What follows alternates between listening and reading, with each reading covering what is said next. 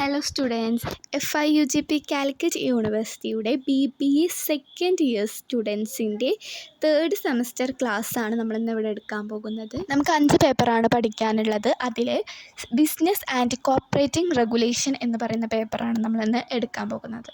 അതിൽ 5 മൊഡ്യൂൾസാണ് നമുക്കുള്ളത്. അതിൽ 5ാമത്തെ മൊഡ്യൂൾ എന്ന് പറയുന്നത് ഓപ്പണിംഗ് മൊഡ്യൂളാണ്.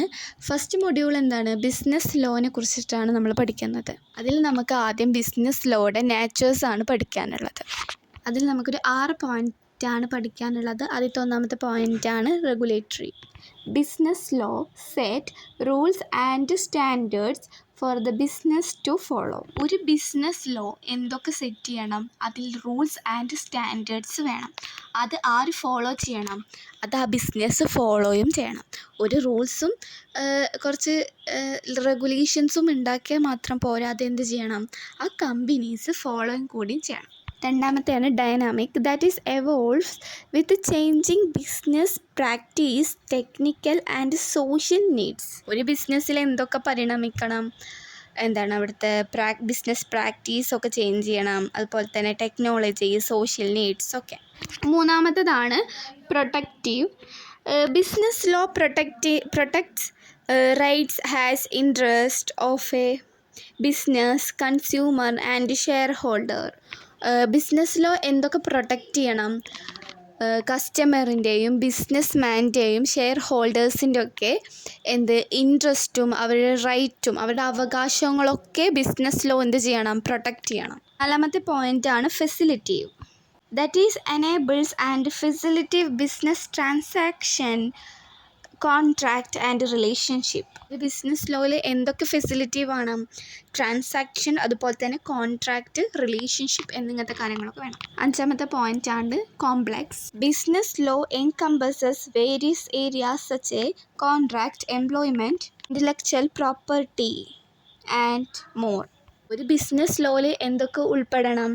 കോൺട്രാക്റ്റ് വേണം, അതുപോലെ തന്നെ എംപ്ലോയ്മെൻറ്റ് വേണം, ഇൻ്റലക്ച്വൽ പ്രോപ്പർട്ടി വേണം. ഓക്കെ, ഇതൊക്കെ എന്ത് വേണം? ഒരു ബിസിനസ് ലോയിൽ വേണം. 6ാമത്തെ പോയിൻ്റാണ് ജൂറിസ്ഡിക്ഷൻ.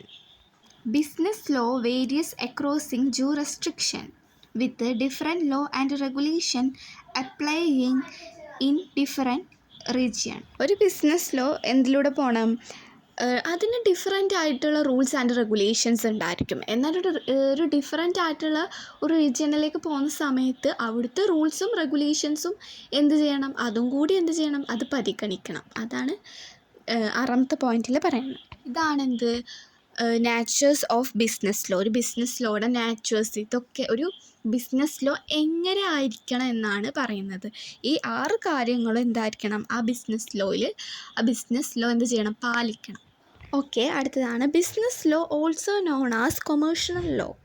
ബിസിനസ് ലോനെ കൊമേഴ്ഷ്യൽ ലോ എന്നും കൂടി എന്ത് ചെയ്യുന്നുണ്ട്? അറിയപ്പെടുന്നുണ്ട്. Okay, encompasses the legal rules and regulation that is govern business transaction and activities. ഒരു ബിസിനസ്സിൻ്റെ ലീഗൽ റൂൾസ് ആൻഡ് റെഗുലേഷൻസ് എന്താണ് ചെയ്യുന്നത്? ആ ബിസിനസ്സിൻ്റെ ട്രാൻസാക്ഷനെയും ആക്ടിവിറ്റീസിനെയും എന്ത് ചെയ്യാണ്? കൺട്രോൾ ചെയ്യാണ്. അപ്പോൾ ഒരു ബിസിനസ്സിൻ്റെ റൂൾസും റെഗുലേഷൻസും എന്താ ചെയ്യുന്നത്? ആ ബിസിനസ്സിൻ്റെ ട്രാൻസാക്ഷൻസും ആക്ടിവിറ്റിയെയും എന്താണ്? കൺട്രോൾ ചെയ്യാൻ വേണ്ടിയിട്ടാണ് നമ്മൾ ഇങ്ങനത്തെ ലീഗൽ റൂൾസ് ആൻഡ് റെഗുലേഷൻസ് ഒക്കെ ഉണ്ടാക്കിയിട്ടുള്ളത്. That is covers areas such as അത് കവർ ചെയ്യുന്ന ഏരിയാസ് ഏതൊക്കെയാണ്? അതിൽ ഇൻക്ലൂഡഡ് ആയിട്ടുള്ളത് 1ാമത്തേതാണ് contract. Contract the agreement between partners തമ്മിലുള്ള 2 വ്യക്തികൾ തമ്മിലുള്ള എഗ്രിമെൻറ്റിനെയാണ് എന്ത് പറയുന്നത്? കോൺട്രാക്റ്റ് എന്ന് പറയുന്നത്. 2ാമത്തേതാണ് agency, relation between principal and agents. പ്രിൻസിപ്പിൾസും അതുപോലെ തന്നെ ഏജൻസും തമ്മിലുള്ള റിലേഷൻസാണ് പ്രിൻസിപ്പിൾസ്, തത്വങ്ങളും അതുപോലെ ഏജൻറ്റുമാർ തമ്മിലുള്ള റിലേഷനാണ് നമ്മളവിടെ പറയുന്നത്. അതുപോലെ തന്നെ സെയിൽസ് എന്ന് പറയുന്നത് ട്രാൻസാക്ഷൻ ഇൻവോൾവിങ് ഗുഡ്സ്.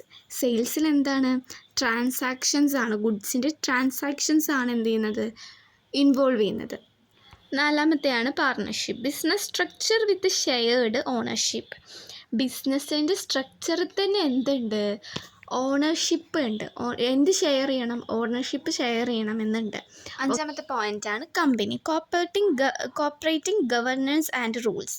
ബിസിനസ് എന്ന് പറയുന്നത് എന്താണ്? കുറേ ഭരണവും അതുപോലെ തന്നെ റെഗുലേഷൻസൊക്കെ ഉള്ളൊരു സംഭവമാണ് കമ്പനി എന്ന് പറയുന്നത്. ഓക്കെ, അടുത്തതാണ് ഇത്. 6ാമത്തെ പോയിൻ്റാണ് intellectual property, protection of the creation and innovation. Intellectual property എന്താണ് പ്രൊട്ടക്റ്റ് ചെയ്യുന്നത്?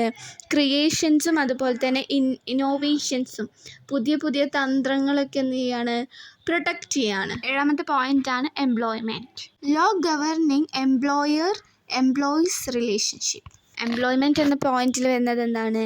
ബിസിനസ് ലോ എന്തും കൂടി കൺട്രോൾ ചെയ്യുന്നുണ്ട്? എംപ്ലോയേഴ്സിനെയും എംപ്ലോയറിനെയും എന്ത് ചെയ്യുന്നുണ്ട്?